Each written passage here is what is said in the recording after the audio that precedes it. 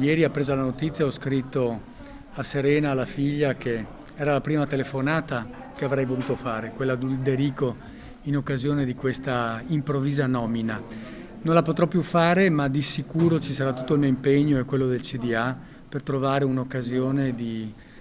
riconoscenza e di riconoscimento continuo a una figura così centrale come quella di Ulderico Bernardi. Un lutto, ha sottolineato il neopresidente del Consiglio di amministrazione Fondazione Mazzotti, che riguarda tutto il mondo della cultura, quello di Ulderico Bernardi, che si è spento a 84 anni, professore di sociologia, dei processi culturali e comunicativi all'Università Ca' Foscari, che ha raccontato il Veneto, dalla civiltà contadina fino al Veneto post-industriale, lasciando un'eredità importante. Ricordo che ha voluto portare anche Roberto De Martin, presidente del premio Gambrinus Giuseppe Mazzotti, di cui Bernardi fu a sua volta presidente. Bernardi, che non posso dimenticare in quanto mi diede un testimone con trepidazione,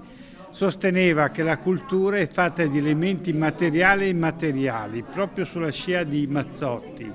Per cui in questo momento che noi pensiamo ai ristori, ho detto dobbiamo anche non dimenticare l'aspetto culturale, perché questo è quello che ci hanno detto i nostri precursori e oggi è particolarmente commovente ripetere queste parole di Bernardi, che fra l'altro sono sul libro Treviso Turistica, che fra pochi giorni sarà messo in vendita.